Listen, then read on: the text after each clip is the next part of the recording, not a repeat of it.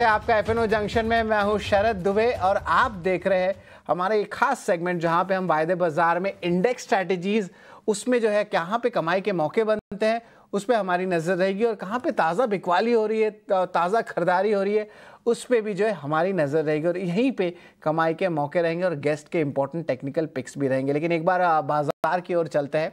यहाँ पे देखें तो निफ्टी जो है अभी रेंज बाउंड मूवमेंट ही है लेकिन पॉजिटिव साइड में है। गैप अप ओपनिंग आई थी, ग्लोबल क्यूज भी पॉजिटिव देखने मिले तो ये हम आपको बताए थे, लेकिन ये सस्टेन कर रही है। शुरुआती दौर की जो सेलिंग के बाद एक रिकवरी भी बाजार में देखने मिली है। 25,100 के पॉइंट्स के ऊपर जो है ट्रेड देखने मिल रहा है। निफ्टी बैंक की भी देखें तो यहाँ पे देखें कि अच्छी मोमेंटम है, हरे निशान में देखने मिल रही है। लगभग 200 पॉइंट का जो है आप कह सकते हैं एक उछाल देखने मिल रहा है। निफ्टी बैंक के आंकड़े की बात करें तो यहाँ पे देखेंगे कि अच्छी मोमेंटम देखने मिल रही है। डायरेक्टर साहब निफ्टी बैंक की चार्ट एक बार फायर करें। हाँ, तो यहाँ पे देखिए डेज लो से एक अच्छी रिकवरी आ रही है और करंटली अभी 150 पॉइंट्स पे जो है ट्रेड कर रहा है। 56,900 का इंपॉर्टेंट लेवल्स और 25,100 निफ्टी के इंपॉर्टेंट लेवल्स को अभी भी जो है सपोर्ट दिया हुआ है। इंडिया विक्स की बात करें तो यहाँ पे ज़्यादा उछाल देखने नहीं मिला, अभी भी कंफर्टेबल लेवल्स पे जो है आपको इंडिया विक्स देखने मिले। निफ्टी फ्यूचर्स की बात करें तो शॉर्ट कवरिंग जो है अभी दिख रही है। कल हमने आपको 8 बजे बता दिया था कि शॉर्ट कवरिंग देखने वाली और अभी भी वो मोमेंटम देखने मिल रहा है। निफ्टी बैंक की भी जो है सिचुएशन शॉर्ट कवरिंग के साइड में है और ओपन इंटरेस्ट की बात करें तो लगभग 20,000 शेयर्स के जो है कॉन्ट्रैक्ट्स के हैं, यहाँ पे मूवमेंट देखने मिल रहा है। एक बार एडवांस डिक्लाइन रेशियो पे भी नज़र डालते हैं कि किस तरह जो है बाजार की रुख आ रही है। इंडिया विक्स तो लार्जली अनचेंज्ड ही है, उतना कुछ फ़र्क नहीं पड़ रहा है, लेकिन ब्रॉडर इंडिसेस खास करके एडवांस डिक्लाइन रेशियो की बात करें तो यहाँ पे अर्निंग स्पेसिफिक ज़्यादा रणनीति आ रही है और स्टॉक स्पेसिफिक ही रणनीति अभी के बाजार में देखने मिल रहा है। डायरेक्टर साहब देखिए एडवांस डिक्लाइन रेशियो जो है हल्की जो है मूवमेंट जो आप कह सकते हैं टुवर्ड्स द बेयर साइड देखने मिल रहा है, लेकिन उतना भी कुछ टेंशन की बात नहीं है। वायदे बाजार में 1:1 का रेशियो जो है ओवरऑल चल रहा है। ऑफ स्टॉक स्पेसिफिक भी बात करें, वायदे बाजार के टॉप गेनर्स को एक बार डायरेक्टर साहब लिस्ट पे लाते हैं। यहाँ पे जो टॉप गेनर्स एफएनओ सेगमेंट में जो है कहेंगे यहाँ पे चलने वाले शेयर्स है Dixon tech, IRFC, Tata motors और बाइकॉन के जो फ्यूचर्स है इन पे भी नज़र रखें। बाइकॉन के ऑफकोर्स न्यूज़ फ्लो भी अच्छी आ रही है और वॉल्यूम्स देखें तो पिछले 15-20 सेशन में अच्छी वॉल्यूम्स भी देखने मिल रही है। इसमें IRFC भी है, टाटा मोटर्स के फ्यूचर्स भी है जहाँ पे अच्छी मोमेंटम देखने मिल रहा है। टाटा मोटर्स की एक और बात कर ले कि कल जो है यूके और भारत का FTA साइन हो सकता है तो एक बेनिफिट JLR को देखने मिल सकते हैं। JLR रफली 80% SOTP या EBITDA कंट्रीब्यूशन देता है टाटा मोटर्स के बिजनेस में। पेटीएम की बात करें, नतीजे शानदार आए और अब ब्रोकिंग अपग्रेड्स देखने मिल रहा है। डिक्सन टेक की भी कहानी यही है, strong set of numbers, broking upgrades और मैनेजमेंट गाइडेंस में भी स्ट्रेंथ दिखने मिला है। एफएनओ में गिरने वाले शेयर्स पे भी नज़र डालते हैं। मुनाफा वसूली जो है दालमिया भारत के जो है पैक में देखने मिल रही है। ओबरॉय रियल्टी यहाँ पे इंपॉर्टेंट ब्लॉक आया था इसलिए स्टॉक पे जो सेलिंग प्रेशर आ रही है और नंबर्स भी कुछ खास नहीं थे। कल भी सेलिंग प्रेशर देखने मिला था इस स्टॉक में। कोलगेट में भी डाउनग्रेड्स आए अर्निंग्स के और कमज़ोर नतीजे देखने मिले और M&M finance ahead of the earnings यहाँ पे भी जो है मोमेंटम जो है थोड़ी सी लूज आउट ज़रूर कर रही है। तो कमेंट्री क्या रहती है बाज़ार में उस पर भी हमारी नज़र रहने वाली है। लेकिन अब जो है हम अब थोड़ी देर में अपनी गेस्ट के साथ भी जुड़ने वाले हैं जो हमारे साथ जुड़ेंगे। अभी बाज़ार की बात करें रुख तो अभी भी रेंज बाउंडर अर्निंग स्पेसिफिक ही मूवमेंट देखने मिल रहा है। कुछ अर्निंग्स आने भी वाले, जिस तरह हम बात करें टाटा कंज्यूमर प्रोडक्ट्स के लेके एक बार earning ahead of the earnings भी एक बार देख लेते हैं कि निफ्टी स्टॉक्स कैसे ट्रेड कर रहे हैं। यहाँ पे इन्फोसिस है सबसे पहले दिखा है, अच्छा टाटा कंज्यूमर प्रोडक्ट्स दिखा है, यहाँ पे भी जो गिरावट की जो है निशानी दिख रही है, कुछ रिकवरी होने का स्ट्रेंथ नहीं आ रहा है। इन्फोसिस की बात करें यहाँ पे थोड़ी सी मोमेंटम आई है और पॉजिटिव रुख पे जो है इन्फोसिस ट्रेड कर रहा है। और आखिर में डॉक्टर रेड्डीज लैब्स, यहाँ पे भी कुछ खास मूवमेंट नहीं आ रहा है, लेकिन देखिए फार्मा कंपनीज की अच्छी अपमूव ऑलरेडी देखने मिली और फर्स्ट क्वार्टर एक्सपेक्टेड है कि थोड़ी सी मोमेंटम आएगी। SRF भी वायदे बाजार की स्टॉक है जहाँ पे फ्लैटिशनेस है पर एक नेगेटिव बायस के साथ ट्रेड कर रहा है। इन स्टॉक्स में एक अच्छी लॉन्ग टर्म जो है सेटअप ऑलरेडी देखने मिल रही है। तो ऑफकोर्स अर्निंग स्पेसिफिक क्या मूव आता है उस पर तो नज़र रहेगी। मिड कैप IT स्पेस में परसिस्टेंट सिस्टम भी है लेकिन वो डेज लो पे है, 5650 लेवल्स के नीचे है।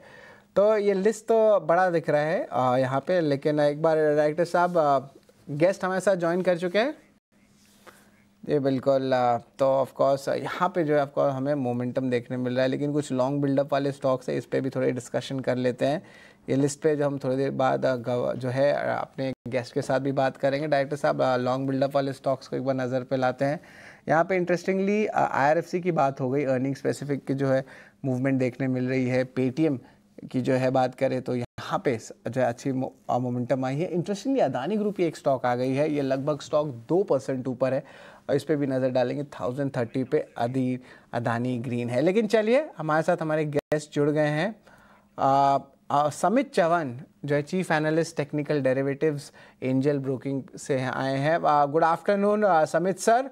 बाजार अभी फिर से रेंज बाउंड हो गया है। ऑफ कोर्स एक शॉर्ट कवरिंग का स्टेटस ज़रूर देखने मिल रहा है और ग्लोबल क्यूज जो है अच्छी से सपोर्ट कर रहे हैं।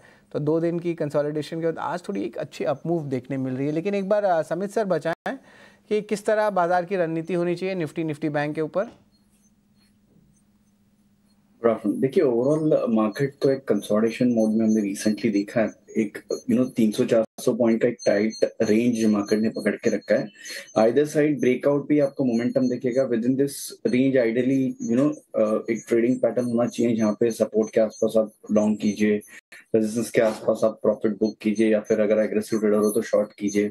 आज की आप मोमेंट की बात करें तो हमने क्लियरली सुबह से एक अच्छी खासी पुट राइटिंग हम देख रहे हैं और 25,100 के आसपास जो स्ट्राइक प्राइस है पुट स्ट्राइक्स, उसमें अच्छा खासा addition, in fact highest maximum OI भी ये 2 स्ट्राइक्स में ही है। तो इसलिए कल के एक्सपायरी के लिए तो 25,100 के आसपास एक अच्छा 20 बन गया है।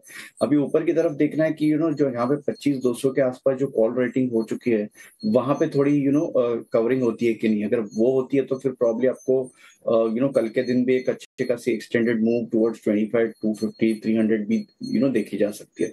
बट एज ऑफ नाउ आपको थोड़ा बायस पॉजिटिव साइड पे रखना है और अगर वापस हमें एक डिप मिलती है अराउंड 25,120, 25,125 के आसपास, तो वहां पे एक बाइंग की हम अपॉर्चुनिटी देख सकते हैं। बिल्कुल, निफ्टी बैंक पे जो है इंपॉर्टेंट राइज ज़रूर बन रही है। समित, यहाँ पे अगर कोई इंपॉर्टेंट कॉल ऑप्शन खेलना हो, अगर 25,100 के लेवल्स पे तो ऑफकोर्स सस्टेन कर ही रहा है बाजार। रिकवरी मोड में भी आई है थोड़ी सी करेक्शन के बाद शुरुआती स्तर से। अगर कॉल ऑप्शन पे जो है अगर कुछ मूव करना पड़ा तो कौन से लेवल्स के कॉल ऑप्शन रहेंगे? देखिए, एज अ डिस्क्लोजर हमने लगभग 1 घंटे पहले हमारे क्लाइंट्स को रिकमेंडेशन दी थी 25,150 के कॉल में बाय करने की, जो लगभग 44 के आसपास तब था। अभी ऑलरेडी इन द मनी आ चुका है 63 के आसपास। तो इसमें अगर थोड़ी आपको डिप मिलती है तो वहां पे हम बाय करने की सलाह देंगे। इंट्राडे के लिए तो हमारा टारगेट 75 का था, बट अगर आप कल के एक्सपायरी के लिए देख रहे हो तो आपको ये कैरी फॉरवर्ड भी किया जा सकता है। लेकिन आपको देखना है कि सेकंड हाफ में यहाँ पे प्रॉफिट बुकिंग नहीं आती और हम 25,100 के नीचे स्लाइड नहीं होते। सो एज अ ट्रेडर, अगर ये स्ट्राइक प्राइस जो अभी 63 के आसपास ट्रेड हो रहा है, अगर 55, 57 के आसपास आता है तो वहां पे आप लॉन्ग कीजिए, जहां पे अभी स्टॉप लॉस 39 का होगा, क्योंकि हमारे ट्रेड सेटअप के लिए हमने 26 का स्टॉप लॉस टारगेट 75 दिया था। बट पोजिशनली अगर कोई करता है तो 55 के आसपास आप लॉन्ग कीजिए, 39 का स्टॉप लॉस होगा और लगभग 88 से लेके 94 के उसके टारगेट्स होंगे।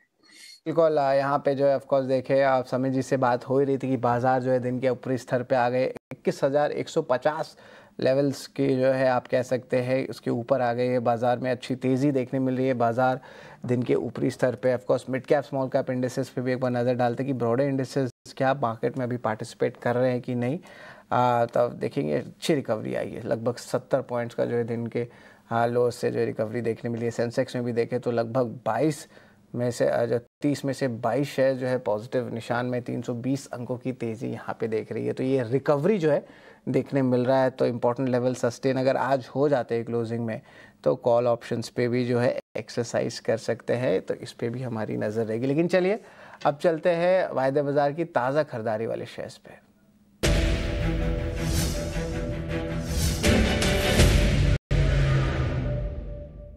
तो ताज़ा खरीदारी वाले शेयर जो लॉन्ग बिल्डअप वाले शेयर्स है, हमने थोड़ी देर पहले आपके सामने डिस्कस किया। IRFC, टाटा मोटर्स, पेटीएम और अदानी ग्रीन एनर्जी। IRFC अब देखें तो ऑफकोर्स अर्निंग स्पेसिफिक मूवमेंट आई है। लेकिन समित जी, देखा जाए तो इंटरेस्टिंगली बहुत दिन बाद जो है रेलवेज एक कंसोलिडेशन के फेज़ के बाद धीरे धीरे करके जो है एक अप मूव दे रहा है। हमने थोड़े दिन पहले रिकॉन को देखा, फिर वो शांत हो गए। यहाँ पे भी अर्निंग स्पेसिफिक इम्पैक्ट आया तो ये क्या डेड कैट बाउंस कहेंगे, अर्निंग्स इम्पैक्ट एक छोटा सा मूवमेंट रहेगा, वापस कंसोलिडेशन में आ जाएंगे कि अभी कुछ सस्टेन कर सकता है आरएफसी? इसके चार्ट ज़रा बताएं क्या कहते हैं। देखिए आरएफ की बात करें तो आज हमें थोड़ा बहुत इसमें लॉन्ग बिल्टअप दिख रहा है, लगभग 7% का यहाँ पे ओ एडिशन दिख रहा है। बट ये स्टॉक ओवरऑल एक कंसोलिडेशन फेज में है और उसका जो मेजर ट्रेंड है वो डाउनवर्ड्स है। तो फिलहाल तो हमें ये बाउंस बैक की तरह ही इसको इंटरप्रेट करना है और इसकी जो ट्रेंड डिसाइडिंग लेवल होगी वो लगभग ऊपर की तरफ 145 के आसपास होगी। तो जब तक ये 145 का लेवल ब्रेक नहीं करता है कन्विंसिंगली, तो तब तक ये स्टॉक में जो ट्रेंड है वो ऊपर की तरफ रिवर्स नहीं होगा। तब तक ये साइडवेज टू नेगेटिव आईएससी ट्रेड होगा। आज भी अगर हम देखें तो हायर लेवल से ये स्टॉक में थोड़ा प्रॉफिट बुकिंग वापस आ चुका है। तो यहाँ पे ये जब तक 130 का लेवल होल्ड कर रहे हैं तब तक एक साइडवेज कंसोलिडेशन इसमें कंटिन्यू रहेगा। बट अगर 130 का लेवल नीचे ब्रेक होता है तो आपको एक ब्रेकडाउन के यहाँ पे कहीं ना कहीं आगाज इसमें दिख सकता है और फिर ये स्टॉक प्रॉब्ली 120 और सब 120 लेवल्स भी दिखा सकता है। तो इसके लिए फिलहाल 130 से लेके 145 ये एक इंपॉर्टेंट रेंज है। आइदर साइड ब्रेकआउट आता है तो आपको एक अच्छा खासा डायरेक्शनल मूव दिख सकता है। ये बिल्कुल अच्छी डायरेक्शनली जो है मूव देखने मिल सकती है आइदर साइड, तो ऑफ कोर्स इस पर भी नजर रहेगी। लेकिन टाटा मोटर्स की स्ट्रेंथ जो है यहाँ पे थोड़ी देखिए, जेएलआर फोकस में रहने वाला है। न्यूज़ स्पेसिफिक जो है न्यूज़ फ्लो है कि यूके एफटीए जो है कंप्लीट हो सकता है कल। जेएलआर पे जो है ऑफ कोर्स पॉजिटिव रिएक्शन आ सकता है, उसके कारण सस्टेन कर रहा है टाटा मोटर्स, लगभग 2% ऊपर है। तो यहाँ पे आपको लगता है कि आपको देखिए करेक्शन तो हुई है, आप पिछले 3 महीने में भी कुछ ज़्यादा रिटर्न्स आया नहीं और अब थोड़ी पॉजिटिव न्यूज़ फ्लोज आ रही है, अब अर्निंग सीजन भी आ रहा है, गाइडेंस पे ज़्यादा फोकस रहेगा क्योंकि याद रखिए Q1 नंबर्स उतने स्ट्रॉन्ग नहीं रहने वाले हैं बिकॉज बहुत सारे एक्सपोर्ट्स जो थे वो रोक दिए गए थे क्योंकि टैरिफ की क्लैरिटी नहीं आई थी। तो धीरे धीरे करके क्या टैरिफ में क्लैरिटी आता है या एक अप मूव दिखेगा तो उस पर जो है बाजार की नज़र ज़्यादा रहेगी। शायद अर्निंग्स भी डिस्काउंट हो गए हैं। ज़रा आप बताएंगे समित टेक्निकल लेवल्स पे और सिर्फ शॉर्ट टर्म बेसिस पे, पूरे पोजिशनल मत बताइएगा टाटा मोटर्स के लिए क्योंकि वॉलिटिलिटी बहुत होने वाली है। शॉर्ट टर्म बेसिस पे क्या व्यू रहता है आपका टाटा मोटर्स का? देखिए जैसे आपने भी बताया कि ग्लोबली भी ये स्टॉक के लिए काफी ज्यादा हेडविंड्स है।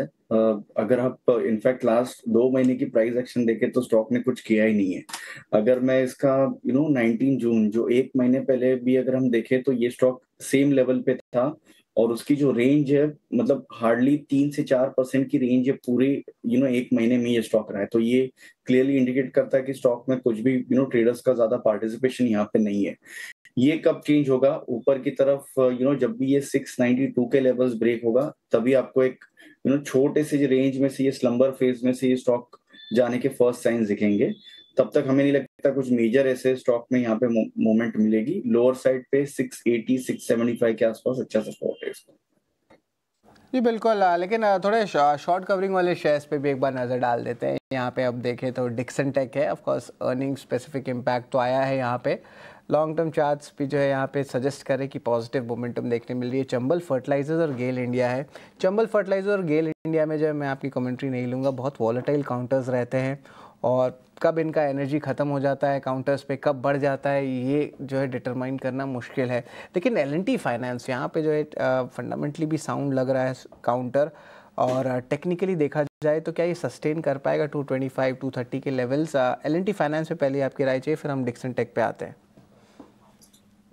देखिए एलटीएफ की बात करें तो लास्ट 4 महीनों का एक डिसाइसिव मूव रहा है। स्टॉक आउट परफॉर्म किया है और उसके लगभग ये 52 week highs in fact all time highs पे ये स्टॉक ट्रेड कर रहा है। तो ओवरऑल बायस तो पॉजिटिव रखना है आपको। 200 205 का एक अच्छा सपोर्ट है और आपको पॉसिबल है जैसे ये वॉल्यूम्स लास्ट 3-4 दिनों से पैन आउट हो रहे हैं, ये स्टॉक ग्रेजुअली 220 225 के क्लस्टर में जा सकता है। जी बिल्कुल, L&T फाइनेंस पे जो है ऑफ कोर्स एक कंस्ट्रक्टिव व्यू ज़रूर बन रहा है। बट डिक्सन टेक के बारे में बात कर ले तो ऑलमोस्ट 19,000 का लाइफ टाइम हाई टच किया था, फिर करेक्शन आए, फिर धीरे धीरे करके एक अप मूव देखने मिल रहा है। डायरेक्टर साहब एक बार डिक्सन टेक की चार्ट को लेके आते हैं नज़र में। 16,500 लेवल्स के ऊपर है और लगभग आप कह सकते हैं 3% ऊपर है स्टॉक। डिक्सन टेक की बात करें समित, तो यहाँ से लगता है आपको कि एक अच्छी अप मूव आ सकती है अराउंड 17,000 17,200 तक के? As short term as well as positional ये स्टॉक काफी अच्छा पॉइज्ड है, एक स्टेडी मूवर है। ज्यादा इसमें फ्यूचर्स पे या एफएनओ साइड पे इसमें ज्यादा आपको पार्टिसिपेशन नहीं दिखता, बट ओवरऑल ये स्टॉक काफी एक पॉजिटिव बायस से ट्रेड कर रहा है। कंटिन्यूसली आपको लो लेवल से ये स्टॉक में ट्रैक्शन दिख रहा है। तो 17,000 का एक इमीडिएट हर्डल है, तो आपको अगर एक 2-4 दिनों का मूवमेंट देखना है तो 17,000 के लेवल ये स्टॉक रिटेस्ट कर सकता है। और जैसे ही 17,000 17,200 के ऊपर एक ब्रेकआउट कंफर्म होता है, स्टॉक में काफी बड़ी रैली अनफोल्ड हो सकती है। बिल्कुल 17,000 17,200 का एक इम्पॉर्टेंट जो है लेवल है, उसके ऊपर देखे तो एक अच्छा ब्रेकआउट रैली देखने मिल सकता है। लेकिन चलिए एक छोटा सा ब्रेक लेते हैं और ब्रेक के उस पार जो है ताज़ा बिकवाली वाली शेयर्स और समित के अहम टेक्निकल पिक्स उस पर हमारी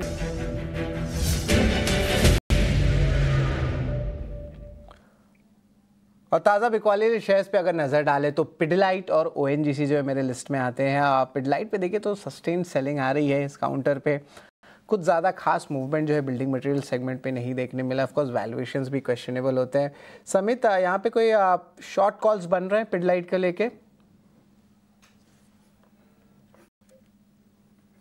यस, देखिए काफी एक इम्पोर्टेंट क्लस्टर ये स्टॉक लोअर साइड पे ब्रेक कर रहा है, जो कि 2950 2940 टू बी प्रिसाइज एक इम्पोर्टेंट सपोर्ट था। और लगभग 2-3 महीनों का एक कंसोलिडेशन फेज ये लोअर साइड पे ये स्टॉक ब्रेकडाउन कंफर्म कर रहा है। तो यहाँ पे और वीकनेस की पॉसिबिलिटी हमें लग रही है। एज एग्रेसिव ट्रेडर अगर कोई यहाँ पे शॉर्ट करता है तो आपको 2952 का स्टॉप लॉस होगा और लगभग 2845 के इसमें टारगेट्स रहेंगे। इनफैक्ट अगर ये स्टॉक 2840 2830 के नीचे भी सस्टेन होता है तो आपको और वीकनेस ये स्टॉक में गहराते हुए दिख सकता है। और वीकनेस जो है पिडिलाइट में देखने मिल सकती है। इंपॉर्टेंट लेवल्स पे भी हमारी जो है नज़र है। फ्यूचर्स की बात करें टारगेट 2845 का, स्टॉप लॉस देखें तो 2950 का है। और ऑफकोर्स फंडामेंटली भी देखें तो कुछ खास मूवमेंट नहीं देखने मिल रहा है। ऑफकोर्स लॉन्ग एंड वाइंडिंग वाले शेयर्स भी एक बार लिस्ट में आ जाते हैं। एमजीएल को लाइए स्क्रीन पे, अंबुजा सीमेंट स्पीड से लाइए, ऊनो मिंडा और बालकृष्ण इंडस्ट्रीज़, यहाँ पे जो है तेज़ी के सौदे कट रहे हैं बट कुछ खास मूवमेंट नहीं देखने मिल रहा है। इससे बेटर है कि आपके टेक्निकल पिक्स की तरफ ही चलते हैं। समित, आपके टेक्निकल पिक्स बता दें क्या क्या रहने वाले हैं। देखिए यहाँ पे दो लॉन्ग साइड पे होंगे। टोरेंट फार्मा एक स्टडी मूवर है with in the pharma space और एज वी स्पीक ये स्टॉक ऑल टाइम हाईज के आसपास यहाँ पे मूव कर रहा है। तो हमें लगता है कि ये स्टॉक में और रैली एक्सटेंड होने की पॉसिबिलिटी काफी ज्यादा है। 3480 के स्टॉप लॉस से हम लॉन्ग करने की सलाह देंगे और इसमें जो टारगेट होगा वो 3670 का होगा। जो दूसरा YVT अल्फाबेट सी होगा टाटा केमिकल। स्टॉक ने एक अच्छी खासी रिसेंटली रैली दी थी और उसके बाद कहीं ना कहीं एक अच्छा कंसोलिडेशन पैटर्न ये स्टॉक में डेवलप हो रहा है। बुलिश फ्लैग पैटर्न भी हम उसे कह सकते हैं। 200 डे सिंपल मूविंग एवरेज को भी ये स्टॉक ट्रैवर्स कर रहा है आज। तो यहाँ पे हमें लगता है कि एक अच्छी खासी रैली अनफोल्ड टाटा केमिकल्स में हो सकती है, जिसमें आपको स्टॉप लॉस रखना है 944 का और ऊपर की तरफ जो इमीडिएट टारगेट्स होंगे 992 के होंगे।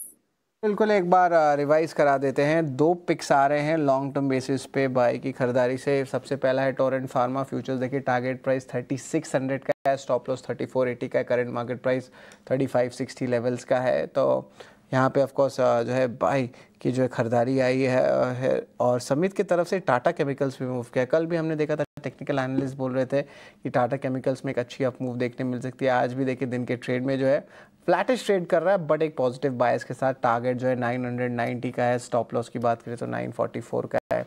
लार्जली केमिकल प्राइसेस में उतनी चेंजेस नहीं आए हैं, तो ऑफ कोर्स मंथ एंड में केमिकल प्राइसिंग क्या रहती है, अर्निंग्स क्या रहती है, उस पर भी हमारी नज़र रहेगी। लेकिन पिछले 3 से 4 क्वार्टर में टाटा केमिकल्स के जो नतीजे हैं वो कमज़ोर देखने मिल रहे थे। लेकिन यही इंपॉर्टेंट डेवलपमेंट जो है हमें देखने मिल रही है।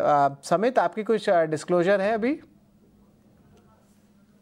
देखिए जो भी ट्रेड सेटअप स्टॉक्स हमने आज डिस्कस किए उसमें मेरा कोई निजी निवेश नहीं है, but it is safe to assume that कि हमारे क्लाइंट्स की इसमें पोजीशन हो सकती है।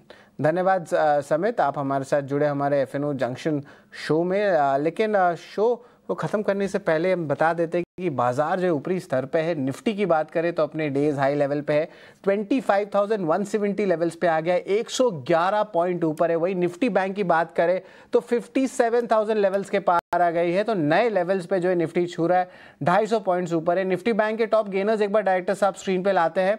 निफ्टी ऑलरेडी 90 पॉइंट्स गेन कर चुकी है डेज रिकवरी से, और निफ्टी बैंक की बात करें तो यहाँ पे 300 पॉइंट की रिकवरी डेज लो से देखने मिल रही है। निफ्टी बैंक के गेनर्स पे भी एक बार जो है लिस्ट लाते कि कौन से वो स्टॉक्स है जो निफ्टी बैंक को मूव कर रहे हैं। निफ्टी की गेनर्स तो टाटा मोटर्स, बजाज फाइनेंस है ही, लेकिन निफ्टी बैंक की भी बात करें तो यहाँ पे लार्जली जो है आप कहेंगे कि इंपॉर्टेंट बैंक्स मूवमेंट्स आ रही है। एक बार मैं स्क्रीन पे ले आता हूँ आपके निफ्टी बैंक के मूवर्स के।